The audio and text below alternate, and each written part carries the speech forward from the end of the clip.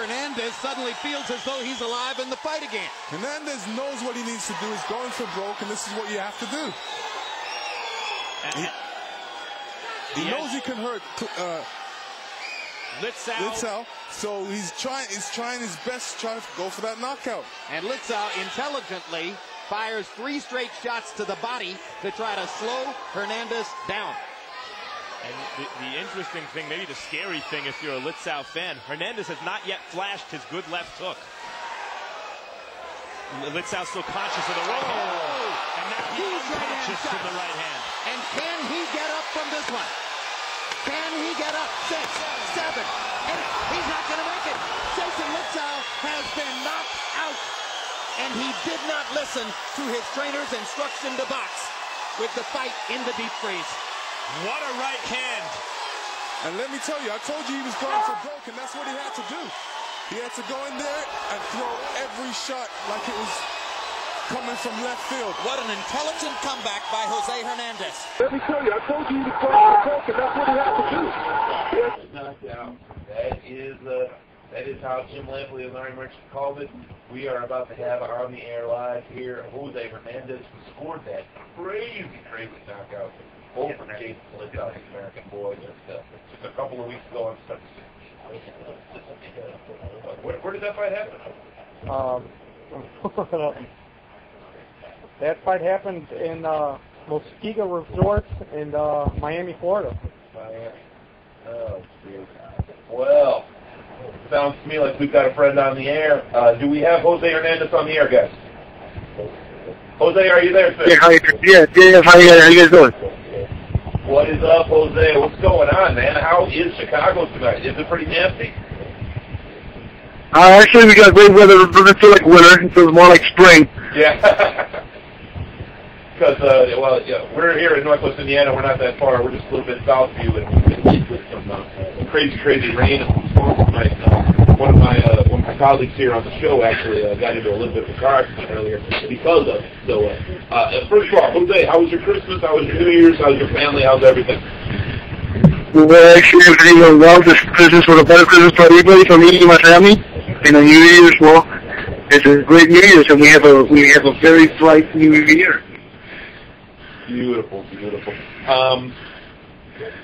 Now, I have been following your career for a number of years, just going to fights in Chicago and whatnot. First of all, thanks for taking the interview. Like I said, I've been following your fights for at least 3 years. Fighting in Cicero, fighting at the Aragon Ballroom, the Brawl Room, as they call it. So you've been bringing excitement to the Chicagoland area for years. And we're definitely going to be talking about the upset, why Jose Hernandez is a household name right now with the stunning knockout over Jason Litzau. And we're going to be talking about that in a little bit, but let's build up towards that, if you don't mind. Jose, talk to me. Where are you from? Where is Round Lake, Illinois? I know I just asked you a question and then answered it, but where is Round Lake in relation to Chicago? I guess it's north of Chicago. It's probably, I drive an hour and 15 minutes to Chicago boxing practice every day. But the way fastest, we're west of Great America in Gurnee. Okay. About 30 minutes away. Oh, beautiful. That's not far. That's a nice little drive. It's nothing major. Very cool. How did a young Jose... I'm sorry? How did a young Jose Hernandez find boxing gloves? How did he find a boxing gym when there's so many other sports? Were you interested in any other sports growing up? Well, actually, yes, I played soccer for a long time.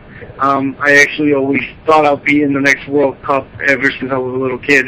And somehow, boxing's always been in my blood. I guess my dad was a fighter. And when I was very young, living in Ciudad Juarez, Mexico, which is right next to El Paso, Texas. Yeah. At 7 years old, I see my very first fight. I still remember Leo Martinez. And the crowd, the atmosphere of the fight, I told my father, I will fight for the rest of my life. My father, which worked in El Paso, Texas, didn't even have much time to take me to boxing practice or anything like that. And it's funny how when we moved all the way down here and to Round Lake, where boxing is, there's no boxing gyms in Round Lake. My sister's boyfriend was a boxer, So it was kind of like destiny, I say. Also, just a guy that she was dating at the time got you involved? Correct. His name was Tony Solano, and at that time he was fighting in the Golden Gloves, and I said, you know what? The next day I found out, I was at the gym. Beautiful. At what point in your career did Sam Colonna enter your life? Sam Colonna entered my year about 6 years ago. Yeah. He seen me at the Golden Gloves. I fought Luis Perez, and we won that fight. We knew we won that fight, but since I wasn't a Chicago fighter, I couldn't really get many decisions out there. You know, I was really a Waukegan fighter, and we thought we won that. And Sam came to me and he told me, you know what, Jose, you won that fight. No matter what happens, you keep up your boxing. So my manager, which is still my manager now, back then he was actually my employer. I used to flip burgers and everything else, like at shows driving. And he took me down to Windy City to work out with Sam. And ever since then, I never left Sam. Well, Sam Colonna is also responsible for Angel Manfredi, definitely integral in his career, as well as John Taylor of the Gary Powell Gym. But those two together, hand in hand, made pretty much Angel El Diablo Manfredi. Did you see him kind of growing up and get a little inspiration from Angel? Actually, he was the beginning of. He was actually the very first person I sparred as an amateur at Windy City, and he could punch. Angel could punch, and I mean his weight and everything. He was a little heavier than I was, but I remember seeing at a professional level, being able to see how real professionals punched. It was unbelievable, and I remember telling myself, "Oh my God, you know, Angel can really punch." He was actually my very first experience of sparring a very professional fighter. Yes, so working your way on up. As far as your amateur career, talk a second about your amateur career and how you fared, actually. Well, it's an amateur. I was 5-time Chicago Golden Glove champion, straight in a row. I actually never lost. That was a nice setup there, don't you think? That was a nice setup for me to ask you that. Yeah. Then I was a 97 national champion. I came to the nationals as I only had 26 fights as an amateur, and when I went down there, all the fighters, you know, and you guys know that all the amateur fighters, they got from 30 to 150 to 200 fights. Yeah. So I was a very underdog at that level. But I trained very hard, and I told my manager and I told my parents and my mother, you know what, I'm going to win this nationals. Because I lost my very first nationals I went to a year before in '96. I fought Floyd Mayweather, my first round.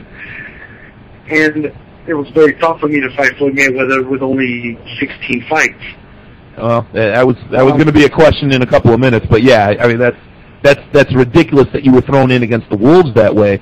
I mean, nothing against your manager, but that sort of. No, go ahead. Well, in the amateurs is how you get drawn. Yes. So I got drawn to Floyd Mayweather, my first nationals. So I came from a nationals where very inexperienced. So next nationals, I told myself, you know what, I'm going to win this nationals, and I won the nationals. Well, the reason why I wanted to bring up your amateur career is you don't have an amateur career as long as others, as you alluded to. But you have much more success in your amateur career, short as it might have been, than 90% of the guys out there.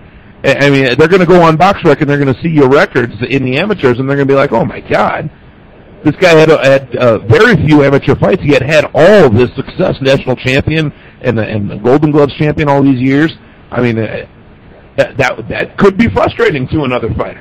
So I mean, that's definitely a badge of honor that you get to wear proudly. Correct. You know, when we look at my amateur record, I was 30-3 as an amateur. Too many fighters out there that think, like I repeat myself, you know, it's from 150 to 200 fights.